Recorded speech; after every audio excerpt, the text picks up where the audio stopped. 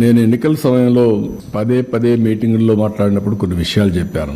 అందులో నేను ప్రధానంగా చెప్పింది ఆర్థిక వ్యవస్థ చిన్నాభిన్నమైంది. వ్యవస్థలన్నీ కూడా పూర్తిగా విధ్వంసానికి గురైనాయి. ఒక పక్క అమరావతి, పోలవరం, అమరావతిని 3 రాజధానులని 3 ముక్కలాటాడి ఫైనల్గా ఏదీ లేకుండా అమరావతిని సర్వనాశనం చేశారు, భ్రష్టు పట్టించారు. పోలవరం ఆంధ్రప్రదేశ్కు ఒక లైఫ్ లైన్, జీవనాడి. అలాంటి అమరావతి పూర్తిగా అంటే పోలవరాన్ని గోదావరిలో కలిపేశారు. ఎవరికి అంతుబట్టినటువంటి విషాదం అది.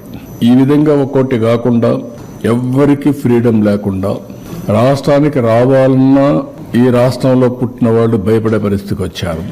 ఈ రాష్ట్రంలో పుట్టి ఇక్కడ ఇండస్ట్రీ పెట్టాలి అని పెట్టిన వాళ్ళు వేరే రాష్ట్రాలకు పారిపోయే పరిస్థితికి వచ్చి తరిమేసే పరిస్థితికి వచ్చారు. ఇలాంటి సో మెనీ సంఘటనలు అవన్నీ పోవడం లేదు. ప్రజలకు ఒక్కసారి గుర్తు చేస్తున్నా.